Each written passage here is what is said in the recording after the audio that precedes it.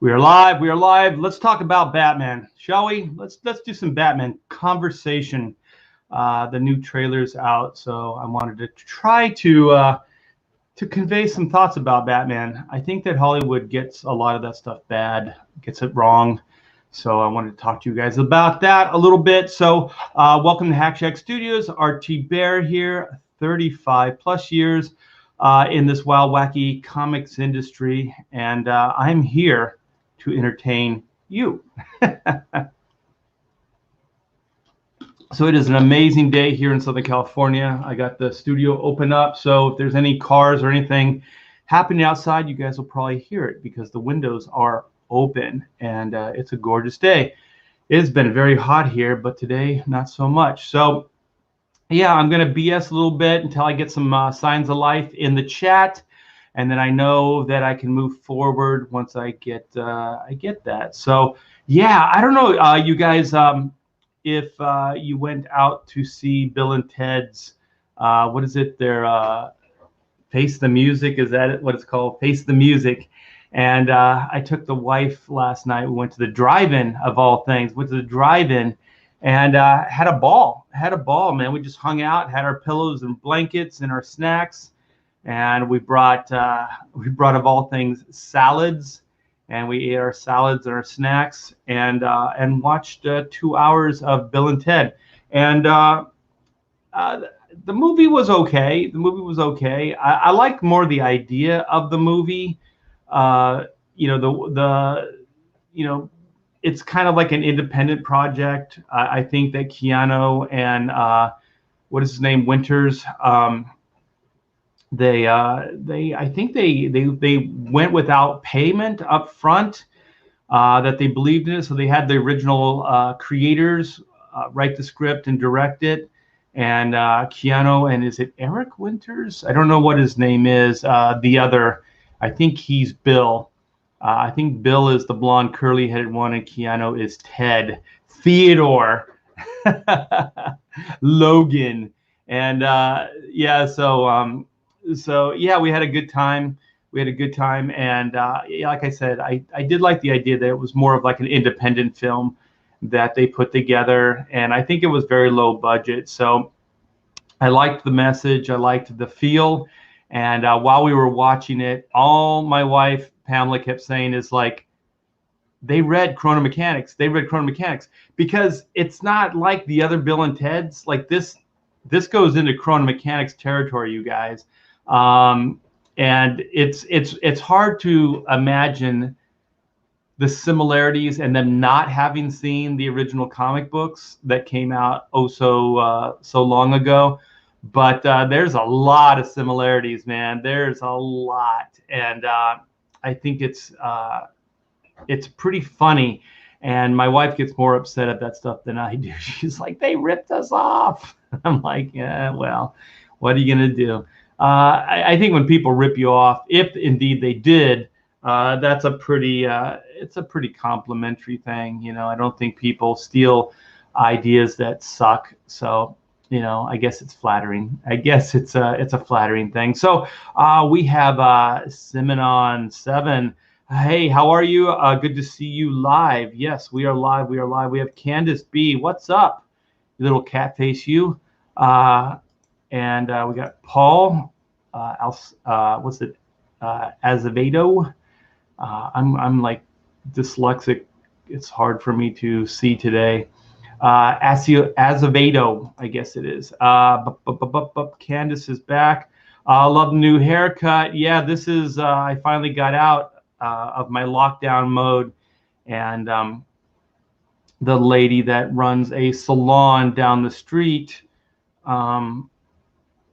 thank God she actually breaks the law and keeps her business open, but she kind of runs it like a speakeasy. You gotta like have a special knock, you have to be invited, you know, there's a lot of different things just to get your hair cut these days. So I do feel like I'm breaking the law just to get my hair cut these days. So thank you, Candace, for talking about the coif there. So before I get into my my Batman rant, I wanted to just mention Chadwick Boseman, R.I.P. We lost a major contributor to the Marvel movies. I have to be honest and say I wasn't really familiar with him before he played Black Panther in the Marvel Avengers films, but what he did with that film, with that character Black Panther, was absolutely amazing. And to be honest, Chadwick Boseman was the only hope that I had for Marvel moving forward. I do like Chris Hemsworth, and he's still part of the Marvel universe, but I think they're going into a weird area with Thor. So I'm not really sure what's going to happen there. You know, they kind of made him a doubting, abusive, self-abusive individual that was into self-pity. So I'm not sure where they're going to go with that. I am pretty positive that they're not going to keep him there for very long. But as they left the Avengers, I was just kind of like, nah. I'm not sure that. And to be honest, I wasn't sure that Thor was going to be like Chris Hemsworth is a great actor, but I was never. Thor's not the right character to move the Avengers forward. He's a very strong, supportive character, but he's not really a leader type. He doesn't have a plan. He doesn't have, those things, like Captain America or even Iron Man.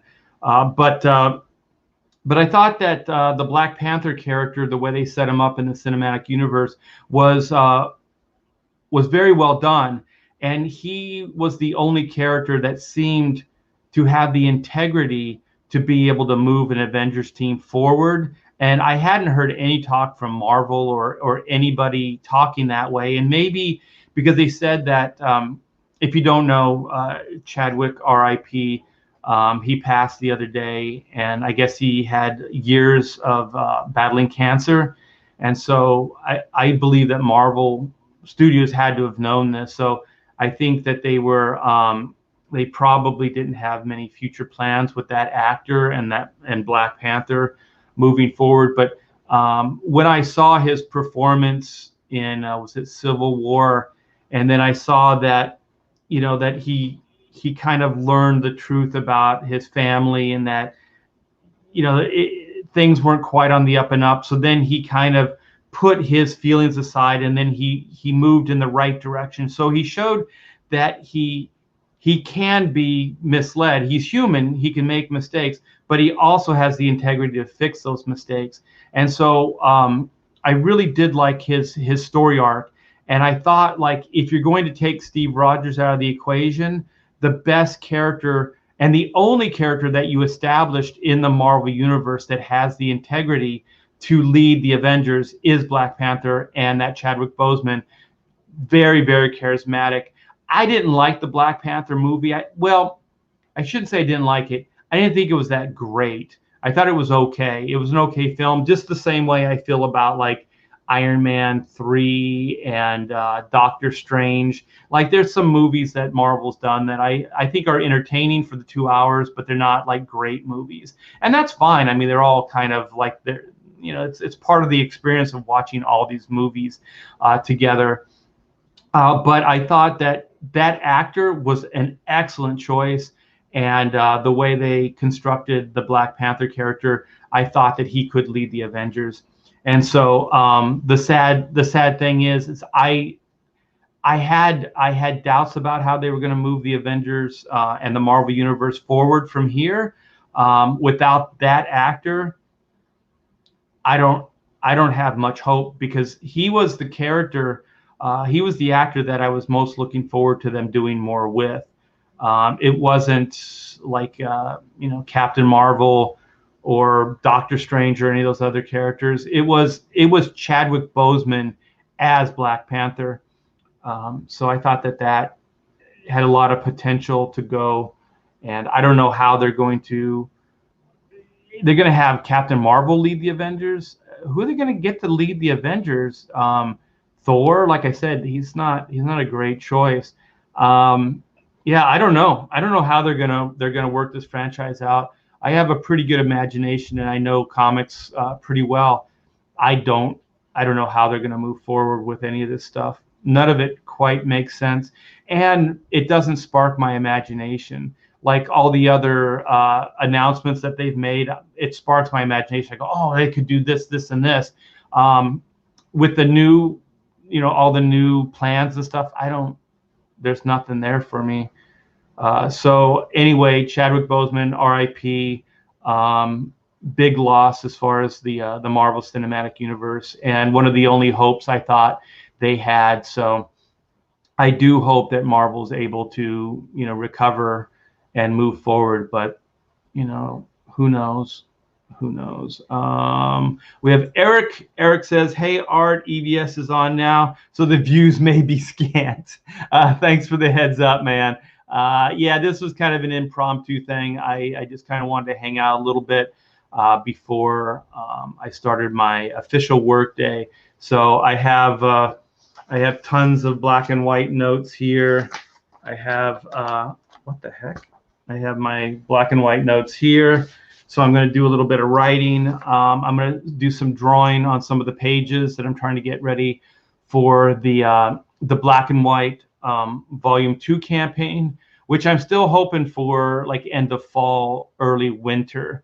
So with the move, the house move, if you guys have been paying attention, we're selling the house here and we're going to move to Texas.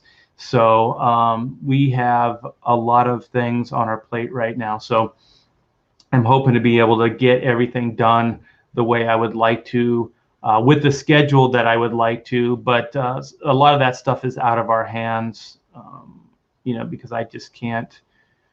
You can't predict those things. So everyone butchers my name. I'm sorry, man. I'm really sorry. Is it Azevedo? So I apologize. T-Bear, you guys, there's no one that gets that one right. Thibert, T-Bear. Yeah, it's not good. My son just noticed the cable poster. Yeah, my 1994 cable poster. This thing's in a metal frame. It's pretty big, so it's a little heavy. So here we go. So here's the cable poster, the retail poster that Marvel put out in, I think it was 94. It might have been earlier, maybe 93, 92, 93, because 94 was the year Black and White came out. So it might have been a little earlier. And you can see my studio is all cleaned out here. I'm packing all my books up and everything. So I'm getting ready for the move. So your son's got an eagle eye, man. He's got the eagle eye. Yeah, huge poster. Says he wants one. Yep, good luck with that, son. I do have a couple extras. I was going through my stuff. I have maybe 5 of the cables, and I came across, I did a retail poster for Nightwing for DC Comics. That was actually pretty popular. It did really well, and people ask me for that all the time. And hold on, maybe I do have something. Hold on. I'm going to go in the other room. I'm going to go into the vault and find it just as an impromptu.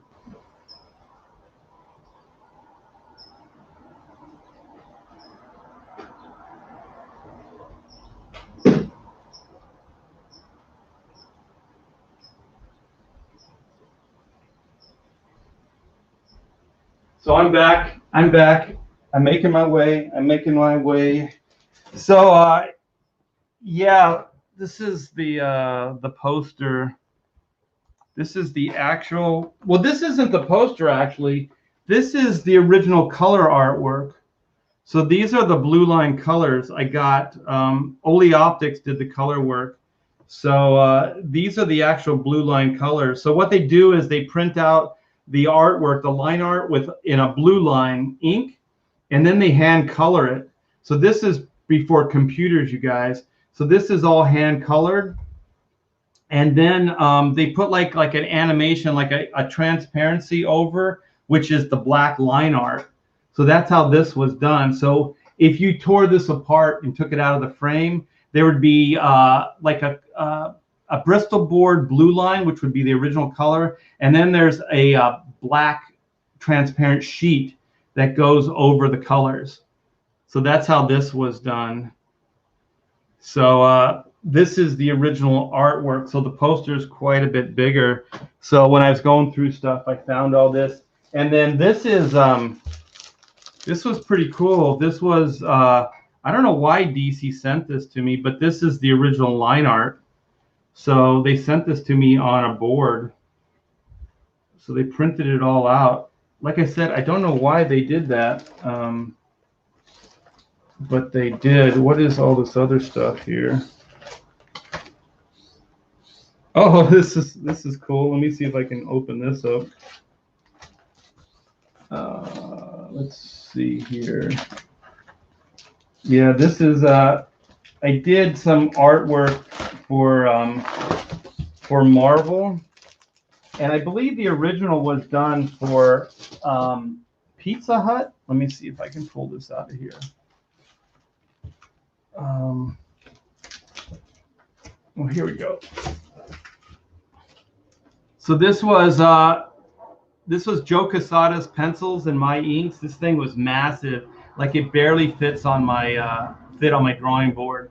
So I can't really get it too close, and it's got plastic on it. So I think this was originally done for Pizza Hut. It was a giveaway, and so then I think Dynamic Forces made it into a poster, and I think that's what this is.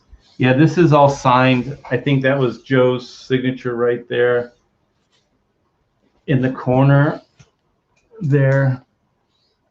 So yeah, Joe always liked my inks, and he actually would tell me that if he could, I would be the only one to ever ink him. That, of course, that was in the day. I think he's probably changed his mind since.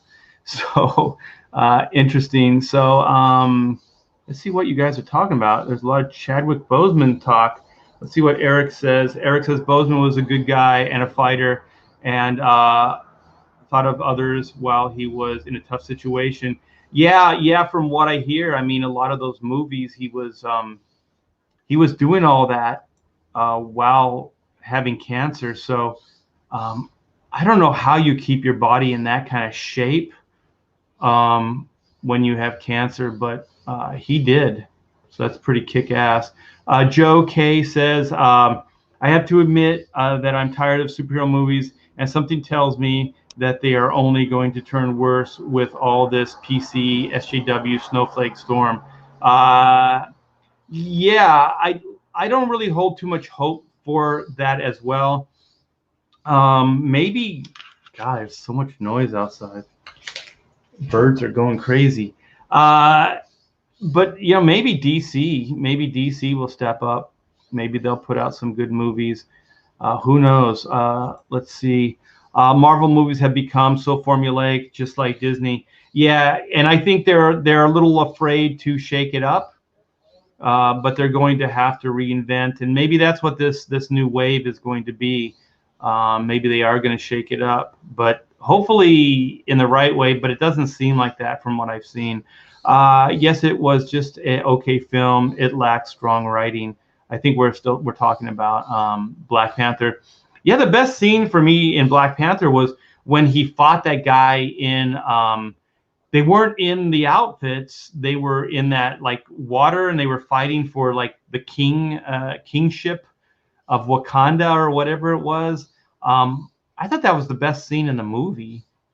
I thought that they didn't really know what to do with the Black Panther character. Like it felt like they tried to artificially power him up so he could be part of the Avengers. Like they gave him way more power, I thought, than they should have. And I kind of like that he's a fighter character, but like a little bit heightened, but not to the point that they made him.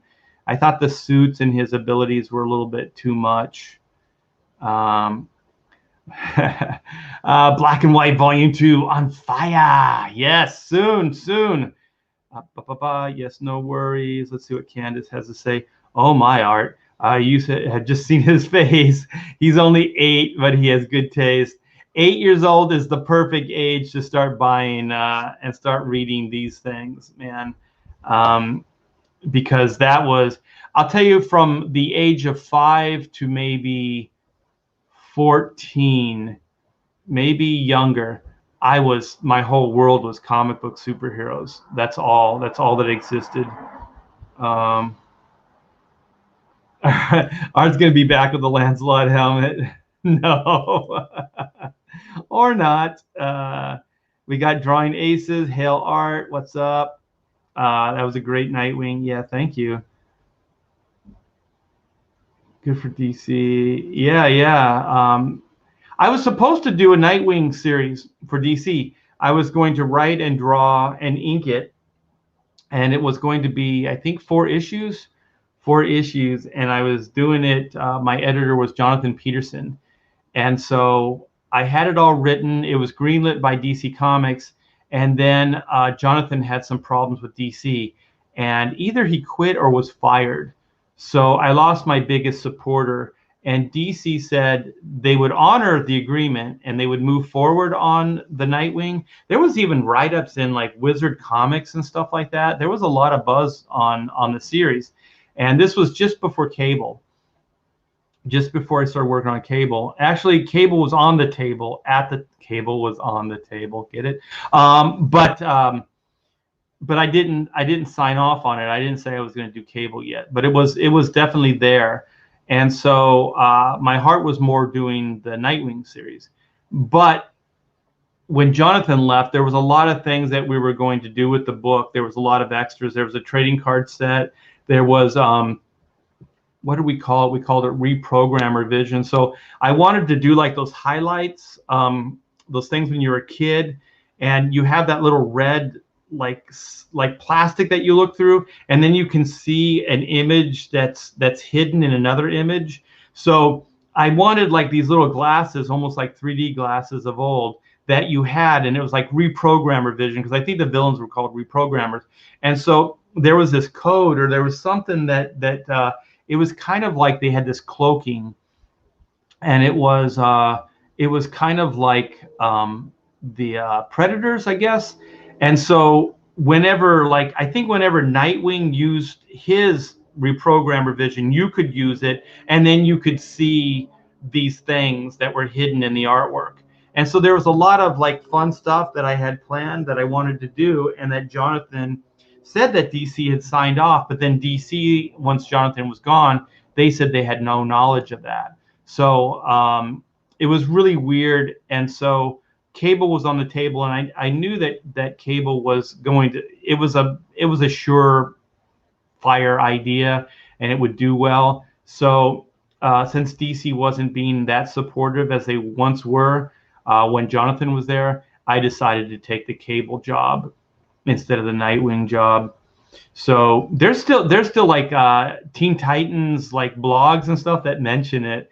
So there's still people out there that want to see it. It was actually there was one big moment that we were going to have that was going to be historic, and we were going to have Nightwing propose to Starfire in the series. So and then they had a wedding planned for her in the Teen Titans book. And I do remember, actually, I think that Marv Wolfman was working over at Disney, and I think that's when Disney was trying to do the Disney comics, the superhero line. And I went over there and had lunch with him, and he signed off on the idea. So I pitched him the whole idea, and he signed off on it, and it really felt good. It felt good for the creator of Nightwing to give me that moment to have, Dick Grayson propose, which was, it really made me feel like, I was important. I guess, like, who was I? Marv Wolfman was the man, and so that was nice. He was very generous. So I borrow ideas, Hell Art, Backdoor Mechanics last year, and never received my PD. Oh, really? Let me write this down. So you didn't get the movie script. So I borrow. You know what? This is not going to help me because your backer is probably not that name. So send me a message through the Indiegogo site, and I'll make sure that you get your PDF today. Actually, I'll make it priority. And if there's anybody else in the chat that didn't get their PDF, their Chrono Mechanics movie script, let me know as well. And just don't do it here in the chat. Just send me a message in the private Indiegogo, and I'll get those out to you guys later today. So that thank you for bringing that up. He found the originals, so he bought them for the black and white. Oh, cool. Very, very cool. I love your cable work. Thank you. Decoder lenses. Yeah, they were kind of like decoder lenses. It was a pretty cool idea, and it would have worked, and it was very low tech. It was a very simple idea, and it wouldn't cost that much money. It just would have taken me a little bit more work to try to hide an image within an image, which wasn't a problem. I can't wait for the Chrono book. Yeah. So I want to let you guys know just real quick, and then I'll get into the Batman stuff. This book, we have 1,400 copies downstairs that all are horribly printed. So they're all very, very dark, and they're very muddy looking. So we broke our ties with Mixam, who printed these. They're sending us our money back, and we are this close to signing a new deal with a new printer today. So if we can get everything ironed out today, which is like the finances, FTP servers, and turnaround. We have a tentative turnaround, but we want to find out what the turnaround is with a proof copy, because that could add another week to it. So at this point, they're saying a week turnaround once everything's okay. But like I said, with the proof, I want to find out exactly what we're up against. And they come recommended from Peter Simeti. So Peter said it's not 100%. You got to really watch, all these printers. But we're holding out some hopes, some good hopes for them. And hopefully within weeks, we'll have the new books, and we'll be shipping those out. And let me see if I can find this for you guys. You know what? I don't even have to do it this way. Hold on. I got to wait for that. My computer's being slow. I have them in the other room. I'll just show them to you. Hold on. Let me stop the camera. This is show and tell time.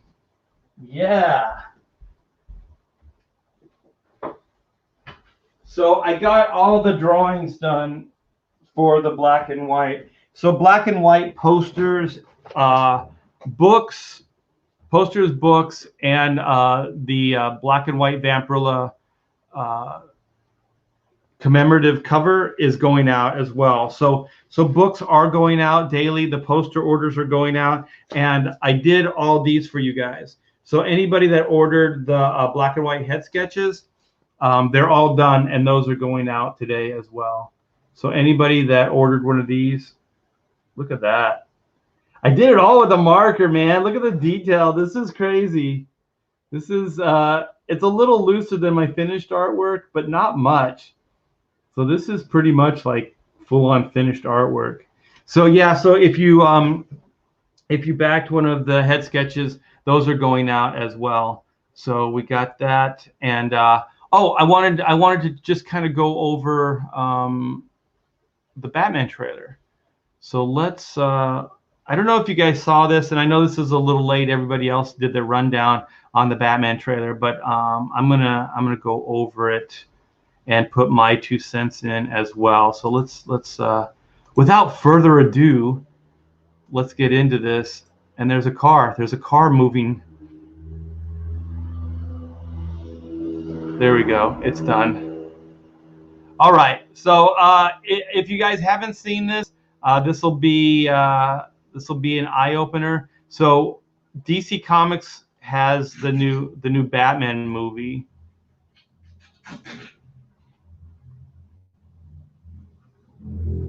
So I don't know how much of this I can play without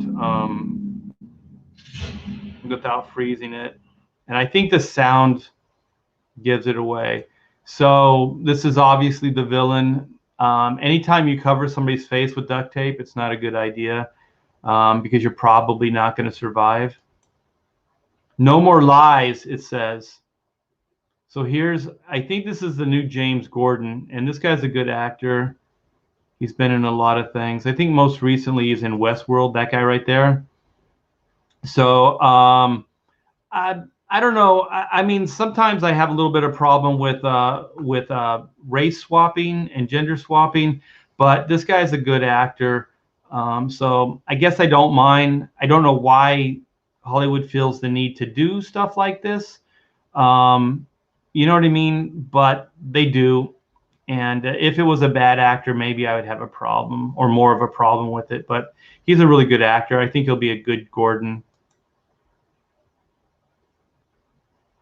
So then he's looking. So I take it that's a crime scene. This introduction of the Batman, I'm going to turn the sound on, I think is pretty is pretty weak.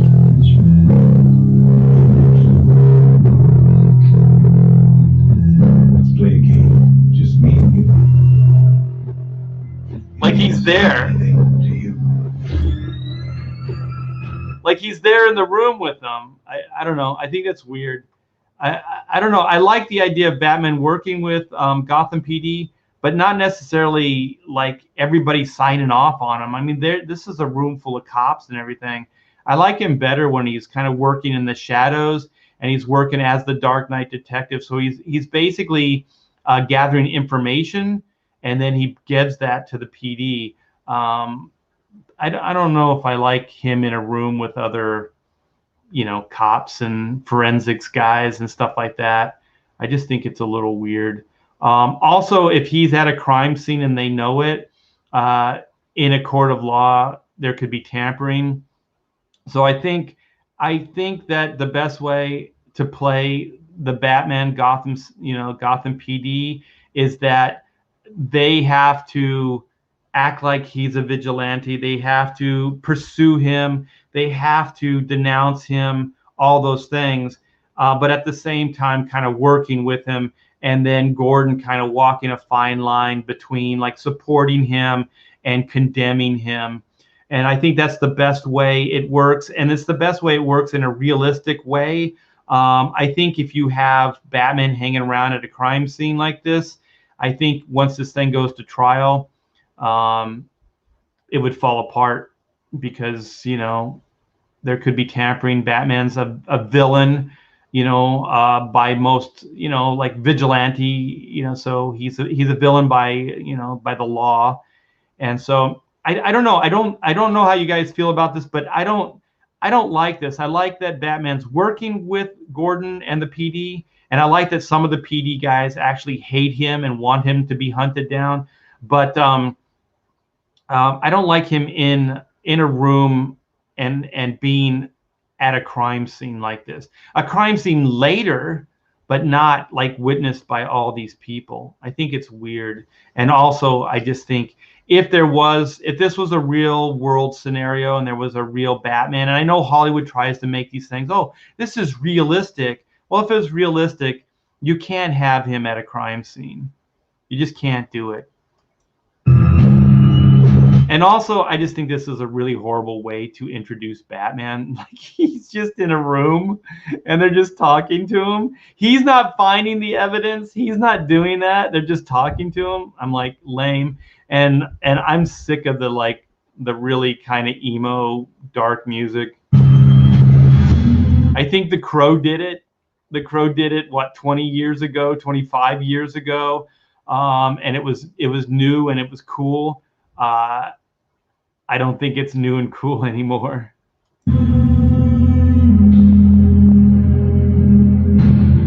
And then I guess that's Bruce Wayne. So he's all like Gerard Way from My Chemical Romance.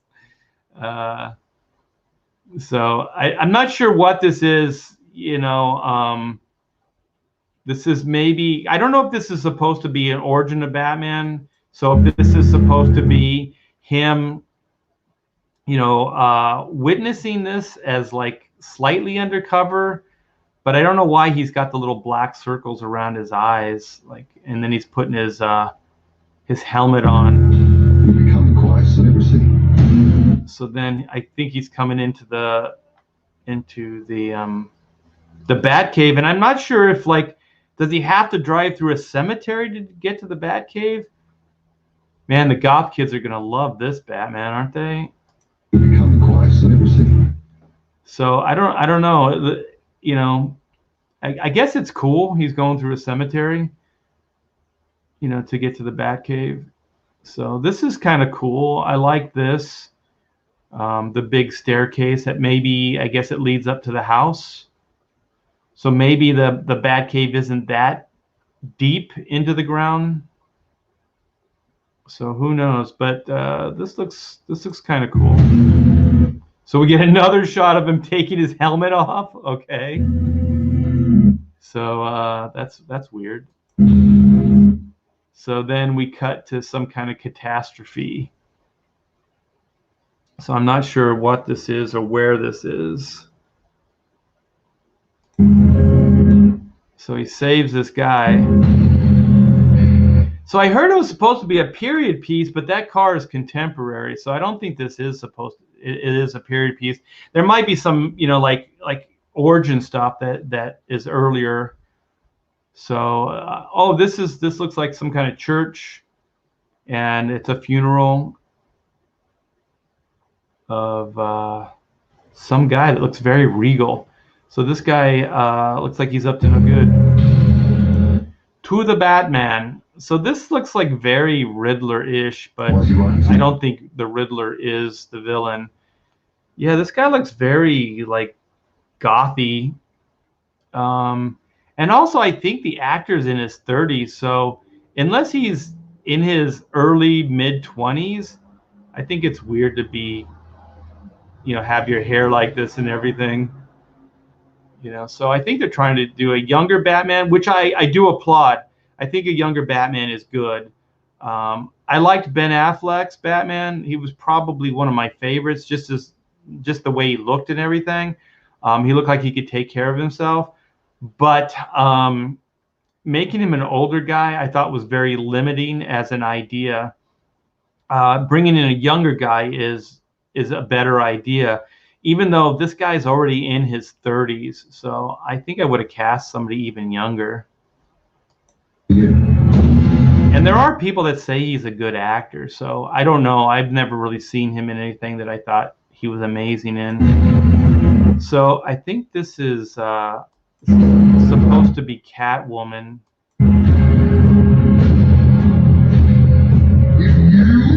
And that new cowl, it looks horrible. I think it looks really horrible.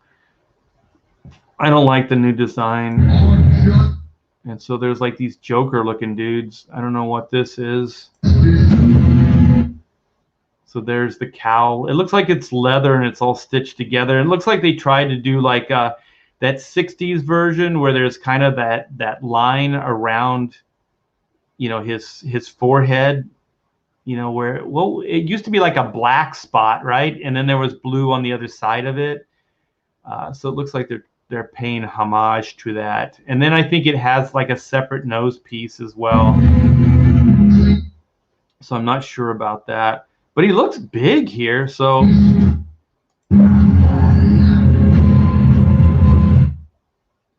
then it looks like we're introducing Catwoman here.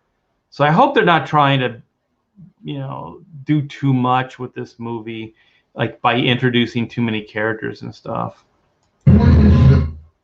So he doesn't look happy here. I don't know. I kind of like the Batman armor. I'm not crazy about the cowl and about the collar. I think the collar is weird. So there we go. There's Catwoman. And so it looks a little Christopher Nolan meets like The Crow. So it looks like they're trying to be really dark with it and almost like, I guess, gothic, more horror, almost. The hell are you supposed to be?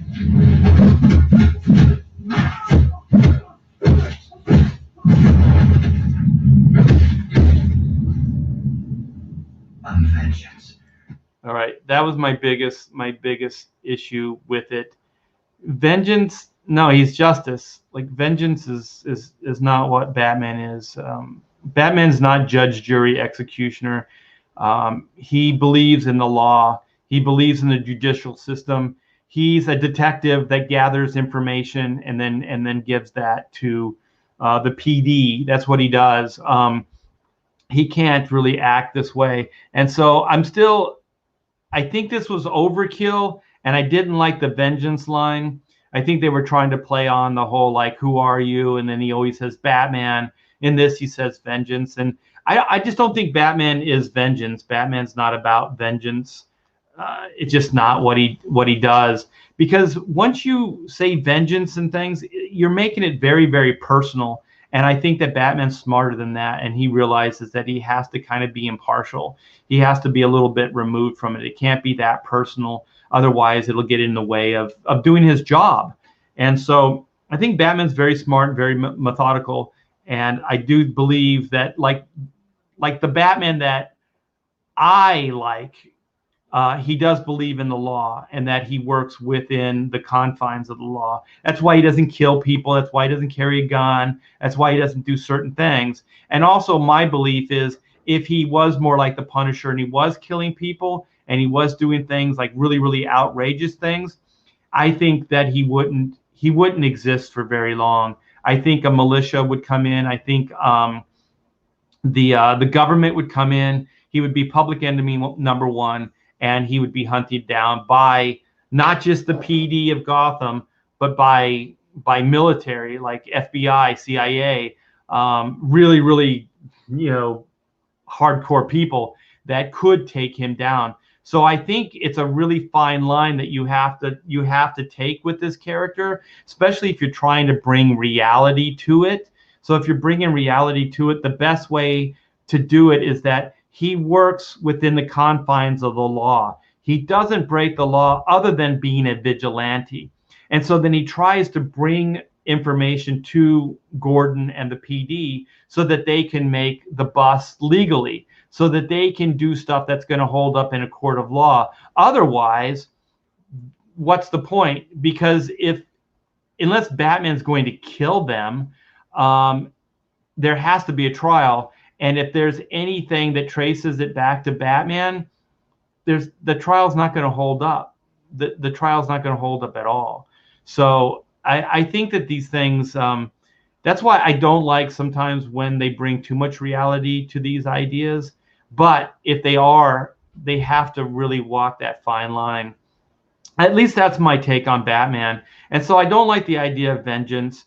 This might be a young Batman, and he may learn through it, and then learn that vengeance or this way of justice or what he thinks is justice isn't working, which I would like to see maybe a backlash to it, that, all of his doing like this isn't getting them anywhere, and that he realizes that he has to do things a little bit more above board, and less like this, because I don't know, man, I don't mind beating this guy up. I thought it was a little overkill, and it makes it seem like it's a little bit more personal than it is than him being impartial and being professional about it. So that's why I don't like Batman being too much like that, because I just think it skews the character and makes him seem less professional. I think that's what I don't like. It seems too personal. And if it is a personal story about personal loss, then that's fine. But you still have to play the fact that he went too far. You know what I mean? Like what he was doing wasn't within the confines of what he should be doing, keeping it impartial, keeping it professional. So this is a big ass engine. So I take it that this is the Batmobile here. So I don't know. I mean, it looks kind of it looks more what is it? What is that character's name from Thunderdome? It looks more like Wasteland Weekend stuff than an actual designed Batmobile. Yeah, I don't know, man. I don't know how I feel about this. It looks just like a modified car. like a Dodge or like a Dodge Charger or something like that. So I don't know.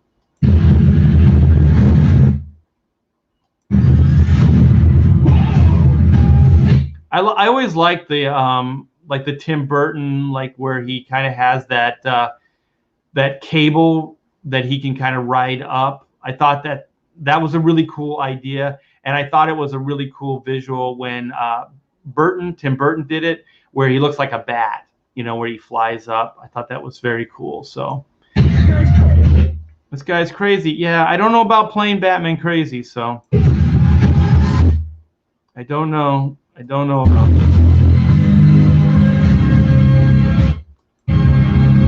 So we have the new logo coming in, the red.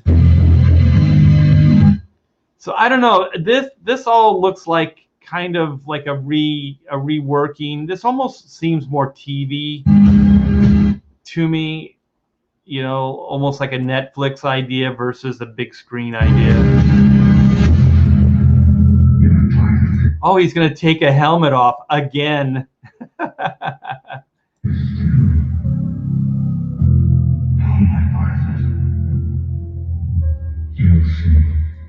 So I don't know, man. This is a little too like psychological for me. I don't know. I don't know if I like this kind of Batman. But I'm trying to keep an open mind. Okay, so that's my my take on the Batman. So I'm really I want it to be good, you guys. I never want these movies to be bad. So I want to preface it with that. Like I always want these movies to be great. I want to enjoy going to the theater and seeing some kick-ass like comic book, superhero, action adventure stuff. And I think to keep the trend going, which I do think is good for us, they have to make good movies. So I don't know the director. Like I said, I don't know really any of the actors other than I think that actor that's playing Gordon is good. The main guy, I don't even know his name, Patrickson or whatever his name is. I've only really seen him in the Harry Potter film, and he was okay. I think I saw the first Twilight. I thought that movie was absolutely horrible, and I didn't go any further than that. And I thought he was okay in that. I thought that the story and the idea was pretty stupid. So I don't know how much of it was him. I didn't really analyze it at the time. I just wanted to be done with the film. Yeah, I do have hopes for it, but it still isn't the Batman I want to see. I really want to see the Dark Knight detective. I want to see him gathering information, going where Gotham PD can't legally, getting into this world that Gordon and his people can't go into, infiltrating it, finding out how it works, trying to right the wrong as much as he can, without jeopardizing a trial, without jeopardizing a second part of the judicial idea, which is, these guys are going to be tried. There is going to be a courtroom, situation. So I did have an idea. So the courtroom thing, as always, Batman is fear. I like that Batman is fear. I like that he scares people. I like that. Like the first movie really got into that, where, there's this like, does he exist? Does he not exist? It's almost like it's a myth. It's like Bigfoot. Like, is this thing even real? And that it's the reason I like the Burton film, because I also think that Batman wouldn't really let you see him. Like part of it is like, if you see him and you can study what he looks like and what it's all about, then it's a man, and then you can study him, and then you can kind of see that he has frailties and then all that stuff. But like in the first Burton film, he was always in the shadows. He never let you see him 100%. And I thought that that was a great way, because then you never get to evaluate your opponent. You know what I mean? The villain never really gets to see what they're fighting, and what they're up against. If you can see somebody, then you can understand what they look like, how tall they are, you know, all these different things that you can kind of sum up your opponent. But if it's a mystery and it's done fast, then you don't know what you're up against. You never know. And since Batman is a human, he doesn't have superpowers. I always thought that Batman would go in and he would take you down quickly, and he would use mystery, and he would use the dark, and he would use deception to his advantage, meaning you would probably never see him coming. He would come out of the shadows, he would take you down quickly, and then he would move on. And also, he is a human, and I've always thought he's not going to spend a lot of time like that one where he's just beating the crap out of. Well, that's wear and tear on you, like your fists, your body, all those things. You have to go out tomorrow and fight crime too. So I always thought, like, have him very reserved in his actions. He takes you down fast. He takes you down quickly. He takes you down the easiest way possible, but you can still make it very interesting. But if he's going to beat the crap out of you, he's going to be brutal like that, it has to be for a reason. It has to be personal. And I thought that Frank Miller in Dark Knight,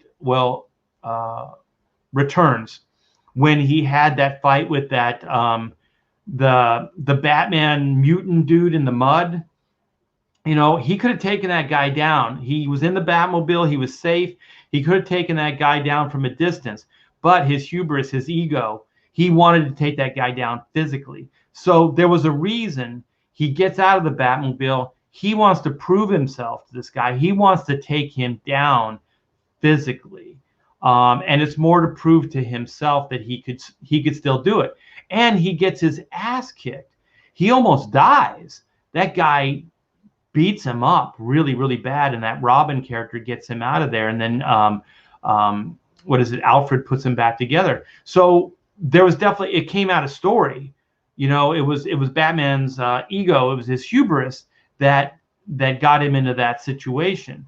And so I think when you have Batman do brutal stuff like that, it can't just be like he just does brutal stuff, because it doesn't make any sense. If he's a smart guy, if he's intelligent, he's going to take you down quick and then move on, because he still has other people he has to take down. He's not going to take that much time, because it's not personal. You only spend that kind of time beating somebody up that bad if you want to send a message to everybody else, which I understand, and that might be the case in the movie, or, you know, it's personal and you want that guy hurt because he hurt you. But if that's the case, it has to be very story specific. Otherwise, it's not going to work for me, because I just don't think Batman's going to beat the shit out of people to that extent. That brutality, that level of brutality, I just don't see it happening. But they could make it work. But personally, I haven't seen it work in the past, and it's just not my Batman. I just don't want to see that Batman. I would like to see more of the gizmos and gadgets too. They obviously use the grappling hook, and that I think is very, very cool. You know, the Batarang I'd like to see come back. At least more of like a traditional Batarang. I think that would be kind of cool. I do like the Frank Miller throwing, like throwing stars kind of things, and they're like shaped like bats. I think that's pretty cool. But if he had some kind of gun that he shot that could just like a beanbag gun or something, he could do the same thing. I think throwing something is kind of weird. But anyway, it's part of the mythology, I guess, the Batarangs. So it's a cool extension of that. Let me see what View of Uranus says. I always believe that Bruce Wayne created Batman to share the fear that he felt staring down the barrel of the gun and protect people from the pain he felt when his parents got killed. It's professional, or it's personal. It's personal. Spreading the fear.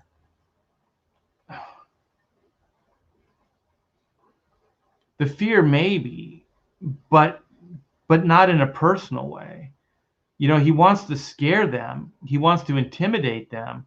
But I think as soon as it's personal, you lose objectivity. And then he just becomes an avenging thug. He just becomes a thoughtless guy that just goes out and beats people up. He becomes more the Punisher character.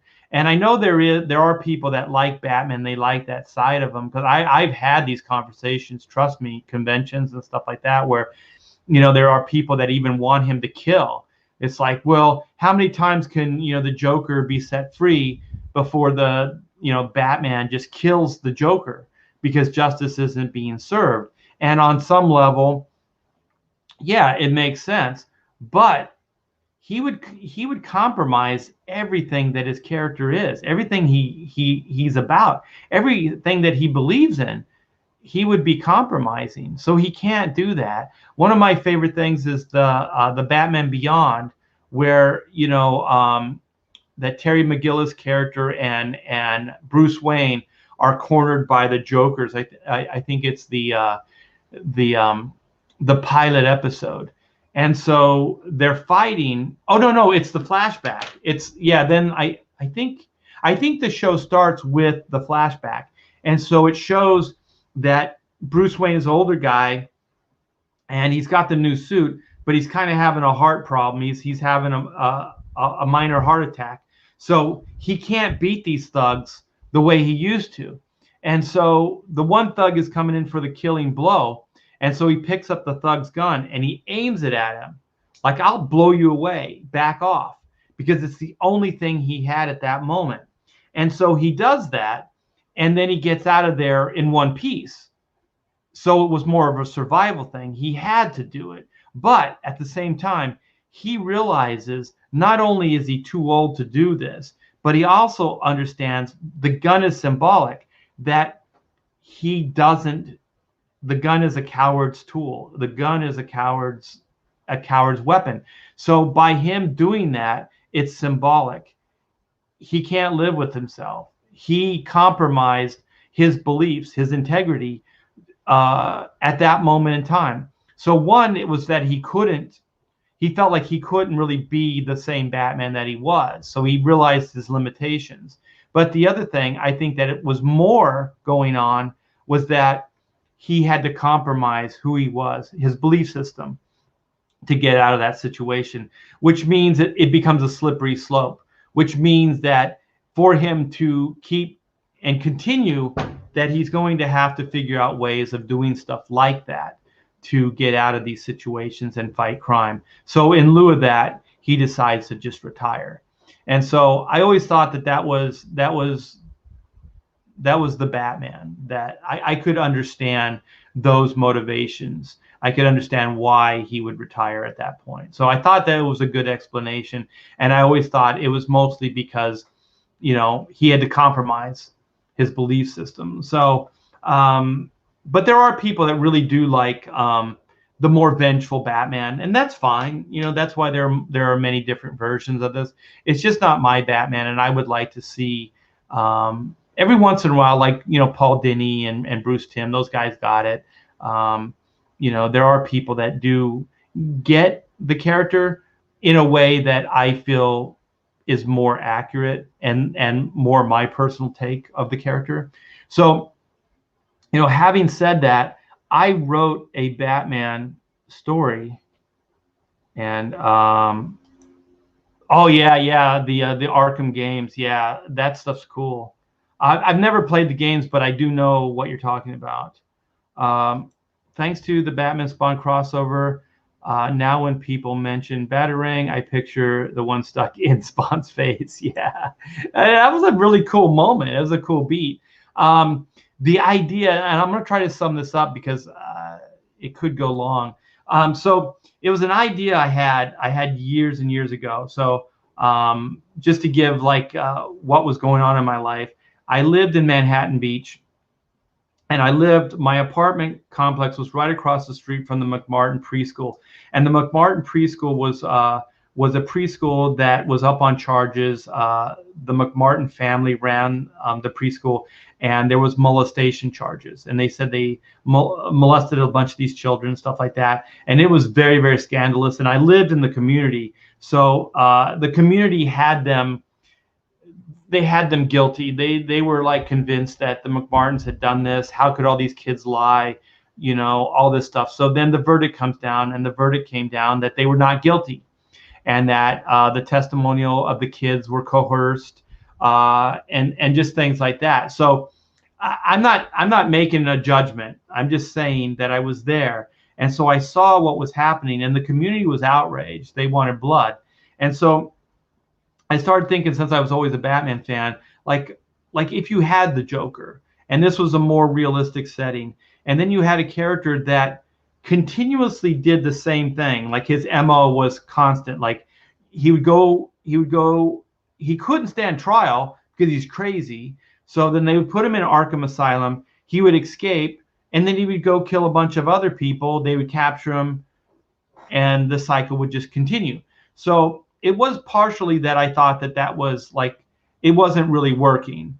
Like the Arkham thing wasn't working. If Arkham you could break out of so easily, then the facility is pretty lame. All these things. So I started thinking, like, how could you do this in maybe a more finite way? How could you actually have the Joker pay for his crimes in a more satisfactory way? And so what I was thinking is that because of the McMartin inspiration, that Gotham City as a collective become outraged. There's a whole new killing spree that goes on. The Joker has done the worst of the worst, right? And they're convinced that it was the Joker. They still can't find the Joker. They can't bring him to justice. All of this stuff. So then the community says, enough's enough. We can't let this go on. So if and when we catch the Joker, we're going to bypass the whole, like, he's crazy and he can't stand trial thing. We're going to say that he's of sound mind, and that he can be tried, and that he will be up on murder. And then if convicted, he will have a death sentence. The death penalty will be enforced. So meaning that the community are so outraged that they put pressure on the judicial system to look the other way. And keep in mind, this is a fantasy. I don't know how this would actually work in real life, but this is a fantasy. So then the idea is that the Joker would stand trial for his crimes for the first time ever. So then this story would kind of be a little bit of a courtroom drama. Okay, they've never done this before. Okay, so I think it's a great idea, by the way. Okay, so then Batman and Gordon are looking for the Joker. They finally find the Joker. And when Batman finds the Joker is in a completely different mental place. He's actually afraid. He's afraid because for the first time, every man, woman, and child in Gotham City wants blood. And in a very real way. In a 100% way. They're not going to be lenient. They're not going to be fair-minded. They're going to they want blood. If found guilty, he will be put to death immediately. So when Batman finds him, he's kind of like, I didn't do it. He keeps telling Batman, I didn't do it. And so Batman's like, what are you talking about? He goes, these crimes, I didn't do it. I'm being framed. And so then Batman's like, what the hell are you talking about? And the Joker is so convincing in his conviction that the Batman actually believes him, but he still brings him into justice. He says, there still has to be a trial. I still need to bring you in. And so then the Joker goes. He goes quietly. They bring him in. And so what ends up happening is that there's such a public outcry that just bringing the Joker in, there's snipers. There's people that just want to kill him. You know what I mean? Like so I thought that the juxtaposition of the story would be that Batman and Gordon, since they believe in the judicial system, this is important, that they have to keep the Joker alive for the trial. They actually have to keep the Joker alive, this person that they absolutely hate. This is where the professionalism comes and the disconnect from the vengeance and all that other shit comes in. So they actually, because they believe in the law, because they believe in due process, they're going to have him stand trial, and they're going to keep him alive. So from the jail cell to the courtroom, every day they have to keep him alive because people are outraged. They want him dead. So that's part of the story. The other part of the story is you realize, and you guys, this was before Hush. This was before the Nolan films. This was probably 30 years ago, at least. Yeah, probably like, between 25 and 30 years ago, I had this idea. So then Batman starts looking for the real person behind these crimes. And so what he finds is that the Joker's being framed. He's being framed by a guy. And so this is kind of like what they did with Hush, where it's a friend of Bruce Wayne's. And this guy has been, he's lost so much at the hand of the Joker that he's orchestrating all of this so that the Joker could finally pay the ultimate price, which is death. So he can't track him down. He can't find him.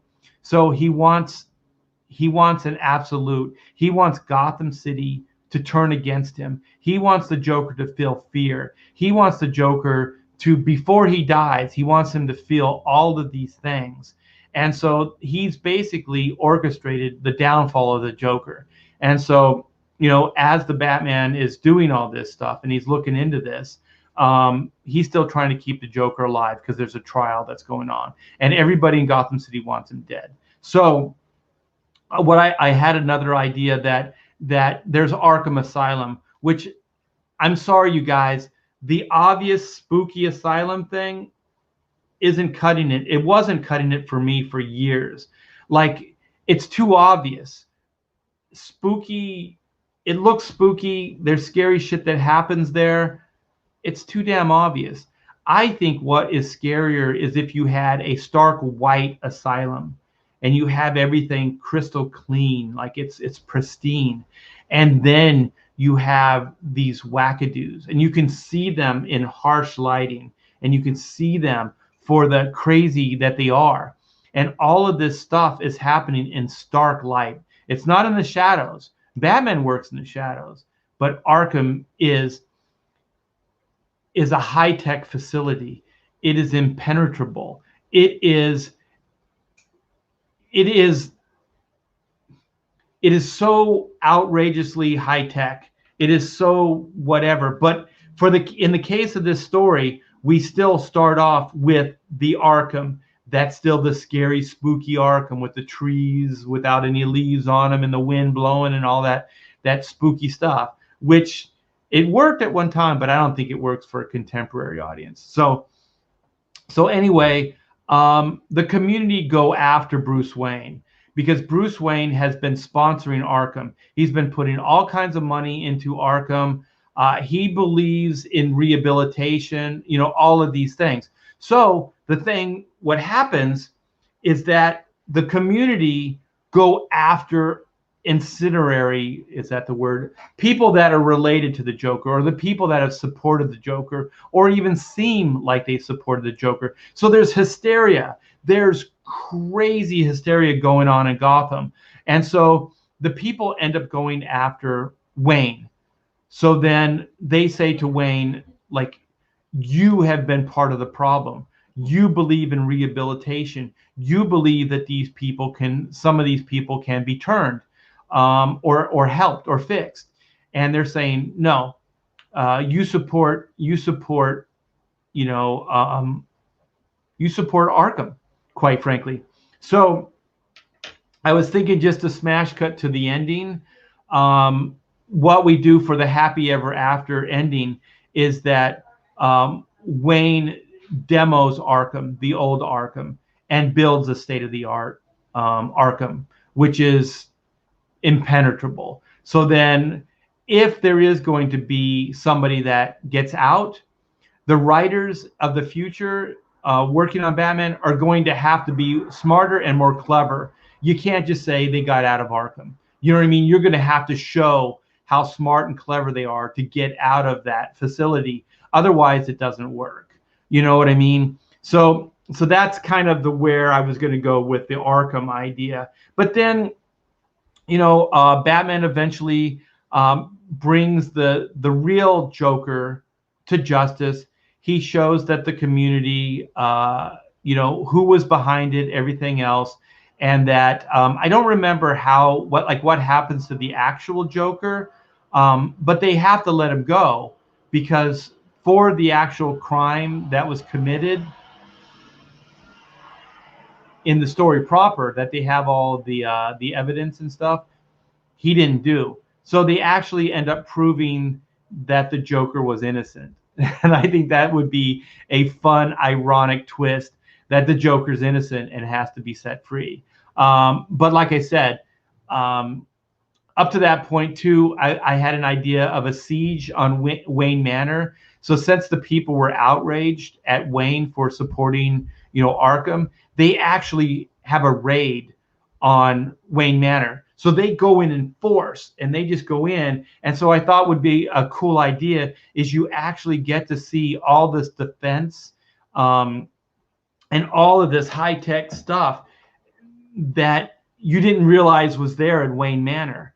Like, this place is a fortress, but it's all hidden. So there's trenches, there's all kinds of like stuff just to get past the front yard to the house that you have to go through to get there. And then if you do get in the house, then there's all kinds of stuff. So I thought there would be like a war room, and Alfred would be in the war room. And I had this idea that Wayne wasn't there. He was out doing something. So it was just Alfred. And so Alfred is strategically fighting these guys from a distance, using all this high-tech, stuff to take care of this threat, because he can't kill these people. They're basically innocent people that are just a little misguided. So he's got to kind of fight them off. And I thought that would be a cool thing to show, give Alfred a beat. And then what ends up happening is that it gets closer and closer, and it becomes almost like an Alamo situation where eventually Batman comes in and Gordon and Gotham PD. But there's like a battle, like an Alamo. I always like the Alamo idea where you have these guys that are they go out with their boots on, man. They fight impossible odds. Like, they just stand true, and they just fight till they cannot fight any longer. So that's what ends up happening in the story. And so I think what ends up happening is that guy that's kind of the Hush character. Like I said, this was before Hush. I think he's able to kind of steer the mob, because I think he's kind of, if I remember the story, he's the instigator, and he's also the public figure that steers the mob in the direction. So he is Wayne's friend, and he's putting pressure on Wayne, but he still likes Wayne. He doesn't know that Bruce Wayne is Batman either. So they are friends, but this guy just wants the Joker taken down. So, but he doesn't want his friend hurt. So he ends up kind of helping steer this mob into a different direction, along with the Gotham PD and stuff like that. So I thought that would be a fun idea as well. Incendiary, yeah, thank you. I get a little tongue-tied. Thank you, Jim. So I thought it was a really good idea. I thought it was a killer idea. I don't remember all the details, of it, but I just had this visual how the story would start. Like, Gordon would be going into work. It'd just be another day in the life, right? So he's coming up to an overpass, and this body just comes out of nowhere and smashes right into his windshield. Boom. And he looks out the windshield, and then he sees just a person with the smile face, the Smilex gas or whatever the Joker thing is. So that's the beginning. That's how this whole thing starts, where there's just a massive killing spree of people, and then mass deaths, like buildings of people, like crazy terrorist type of activity that the Joker's doing. But I thought that would be a really like a personal way to get Gordon involved, with this new Joker thing, and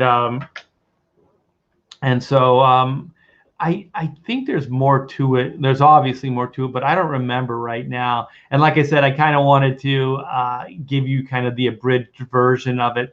But I always thought like it was a really cool Batman idea. And I do remember talking to my roommate. His name's John Moore at the time, and he wrote the TV series The Flash, and I think he wrote the comic book Smallville. He wrote a bunch of comic books. He actually wrote a small run on Fantastic Four that I worked on. So he's a really good writer. Howard Chaykin's like writing partner. And I told him that idea, and he was like, "This is a really good idea." And I can't remember the guy's name now. He writes for Arrow and a lot of the CW TV shows. And he's a big Chrono Mechanics fan. I can't remember his name right now. He writes comic books as well. But I remember at a WonderCon, we were out to lunch or something, and I pitched the idea to him. He goes, "This is a really good idea." He goes, "A courtroom drama, with the Joker?" He goes, "That's never been done before." And I was like, "Yeah." I go, "You can use the idea. Just make sure I get credit for it." Raid on Wayne Manor. Yeah. So that's a good point. Let's see what this is. That's a good point. Let's see. All the high-tech defense for the citizens mob of the Wayne Mansion. Wouldn't that give some tips of the relationship between Wayne and Batman? It could, but the dude's rich, beyond rich. That's why I was thinking maybe Batman doesn't show up, in the Alamo situation. Although I would like Batman in the scene, just because at the time I wanted to draw Batman, so it would have been a cool scene to draw Batman in. But I think if you went, like he's rich beyond belief, he's eccentric. It's not. It just depends on the level, I guess, and how you do it. It could be a giveaway, but it also could be just a very rich man that has some kick-ass security stuff and can buy it. He wouldn't have conventional stuff like the average person would. Oh, she already did it. Hey, Art, please thanks Pamela for emailing the PDF. She's awesome. You are welcome. And I'm glad she got on that for you guys. We want to take care of you guys. I've said it before, these indie projects that we're doing, my business, we'd be nothing without you. So I do appreciate that. So let's see what Pedro says. As long as the defenses don't sport the Batman logo, I guess. Yeah, but I mean, the thing about comic books and these ideas that I do like is I was always able to suspend some disbelief. Like, that this rich guy would dress like a bat. For one, that's a major jump in logic. So I think if you could suspend disbelief in that way, I think that you could probably suspend disbelief with, Bruce Wayne, having these crazy tech defense mechanisms in place.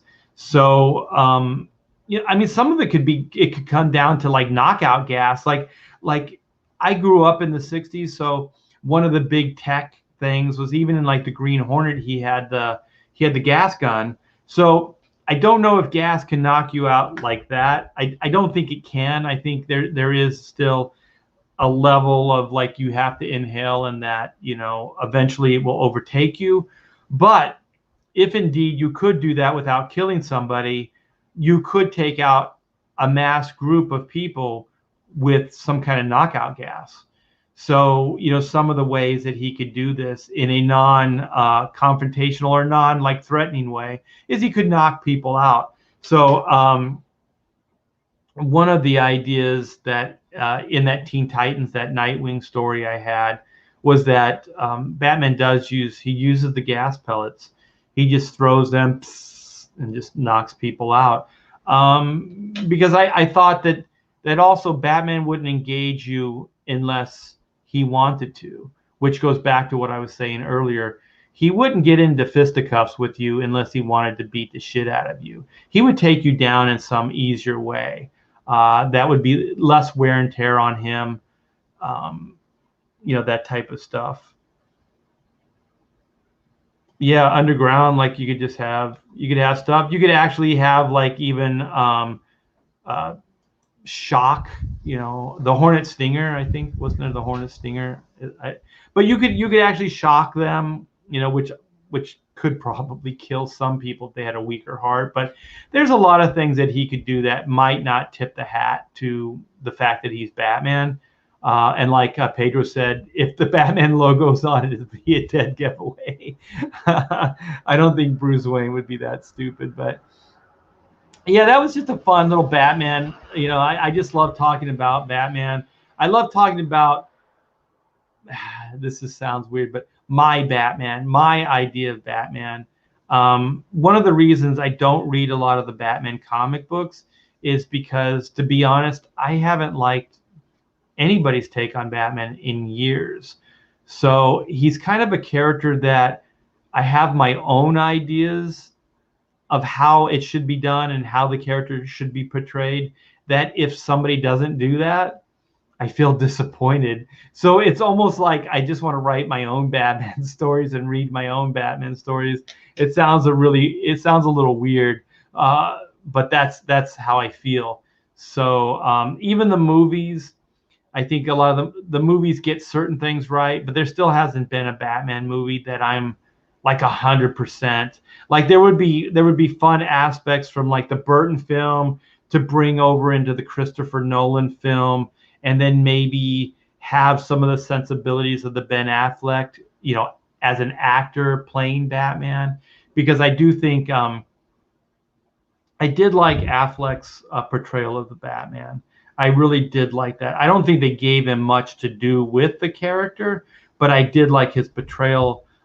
If we could have got a younger, like around the Daredevil time, had him play Batman, I think that would have been much better, because I do think he's a little too old to play the Batman that I would like to see, because like I said as well, I think when you cast an older Batman, it limits to what you can do. And if you're trying to connect him into a universe,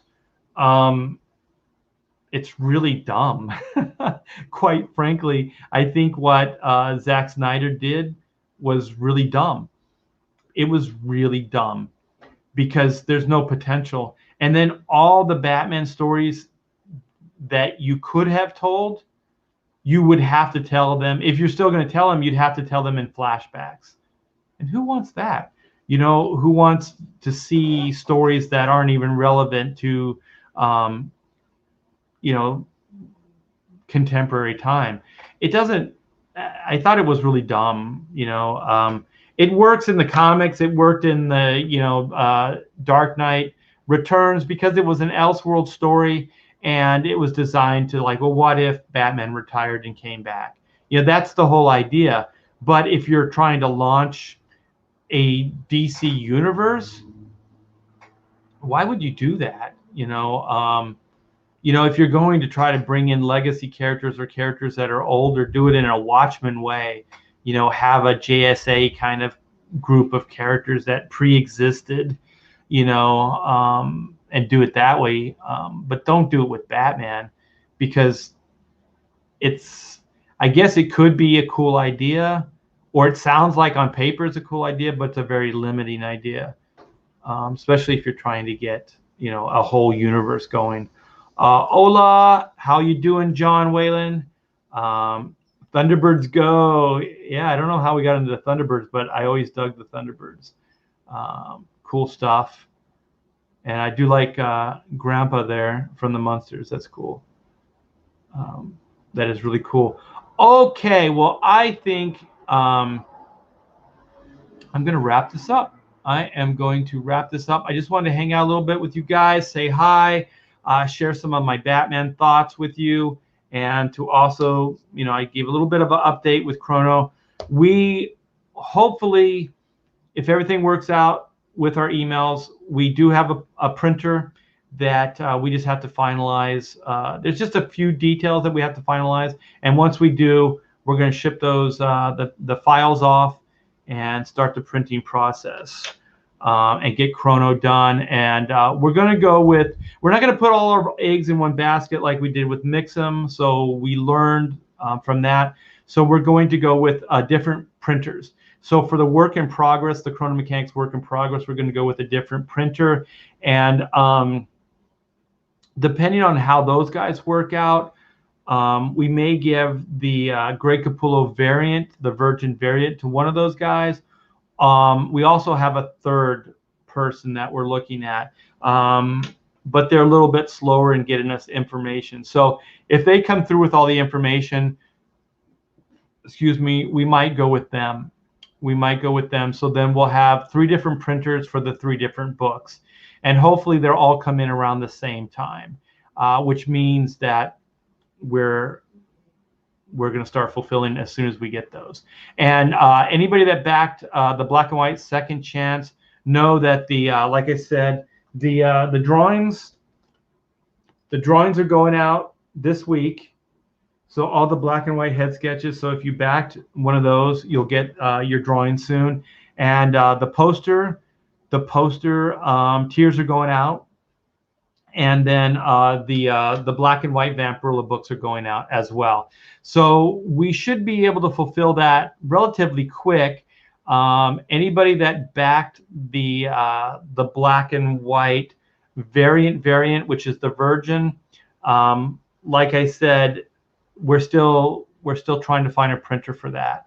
But we're weeks away. If everybody keeps their word, we're weeks away from getting those books as well. So those will go out soon as well. So that's pretty much an update on Chrono. The link is in the description, you guys. We are on the other side. We're so close to 50K. We're so close to getting to 50K. Can you believe it? Chrono Mechanics at 50K. It's been a long, long journey. You guys the best. Thank you so much for the support. I do appreciate it. JSA Nora would be cool. Yeah, you know what? If they had hindsight, man, they should have started off with a JSA story. DC has great legacy characters. They have, I never understood that, DC. You're not Marvel. You're better than Marvel. You have legacy. Marvel doesn't have that. You guys can pull from all kinds of places. I always thought that DC suffered from like the Marvel-itis. They always wanted to be Marvel too much. Like they never really understood what they had. You know, they were always looking outside of themselves. They were never looking at how cool their universe really is. So it looked like they were always trying to change their universe and try to make it into something it wasn't. I think Geoff Johns, he understood the universe and he wrote those characters. He didn't change them. Like if you look at most of Geoff Johns, he just made them like what they were cooler. You know what I mean? Like he just went like, look at how Jordan's cool. I'm going to show you why he's cool. I'm going to show you how cool he is. I did a run on JSA with Geoff Johns. He made the JSA cool. You know, like you can do this. Just don't be contemptuous. Don't try to make it into something it's not. You know, and that's why I don't like some of the films, and that's why I don't like some of these takes on the characters. Don't have contempt. Write the strengths of the characters.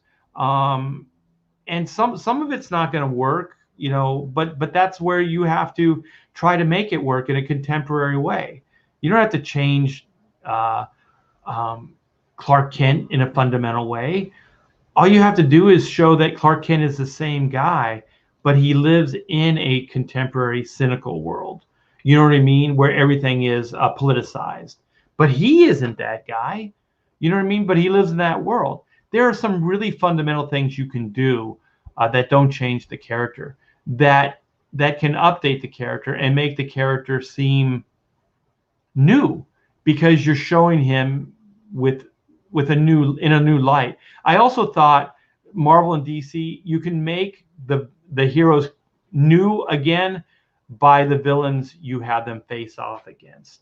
If you create new villains, then you can bring out different sides of these heroes that you didn't get to see before. So the villain gets to bring those sides out in the character and make them seem new and unique. And you can shake things up. I think the hero is only as good as the villain. And I think comics have been lacking some serious villains lately, some serious villains. Having said that, I can't wait till you see Chang from the Black and White. That villain, I can't wait for you guys to read Volume 2. That villain's going to be really, really cool. I think you're really going to dig that guy. And he's very contemporary too. Hey, Stefani, what's up? What's up, my friend? So, wait, what is this? Hey, you're late. You guys are busting each other's balls. I love it. Looking forward to Chrono Mechanics or Chrono Book, and waiting for Volume 2 campaign for Black and White. I'm really, really hoping that everything that we have planned with selling the house and getting the second chance, not second chance, but the Volume 2 book out, get the campaign going. I'm really hoping that all the timelines work out, because I can't wait to go back into campaign mode and see how you guys feel about Volume 2. I'm really looking forward to it. DC is Greece and Marvel is Rome. That's a great way of looking at it. Yeah. Be proud of what you've created, man. DC, step up. Step up. Ching gives me a good villain, Bond villain moves. Yeah. Oh, you guys get it, man. That makes my heart sing when you guys get this shit. And there's going to be a twist. There's going to be a twist. And I think he is, for me, I'm going to say it. I don't care. He's going to be the ultimate contemporary villain. I think he's got some contemporary views and stuff that I talk about and I've been talking about for years, I think is going to manifest in this character, or are manifesting in this character. So yeah, I can't wait. And I know you guys are you're gonna go, oh, okay, that's where, as soon as you start reading it, you're gonna go, oh my God, Art talks about this shit all the time. So yeah, I can't wait for you guys to read it. And I'm going to go grab some lunch, and then I'm going to get into writing mode. And then later this evening, I'm going to start working on some Black and White artwork for the campaign. So thanks, you guys, for hanging. I know I had some heavy competition with Ethan Van Sciver, but you know what? Ethan's a great guy. I don't mind sharing some of the Comicsgate. You know, I don't care about sharing some of my viewers with him. Nah, I'm just being weird. Yeah, he's a good guy and he works really hard, so he deserves all the attention. So very cool. If he's still going, you guys go check him out, and I'll see you in a few days. Take care, man.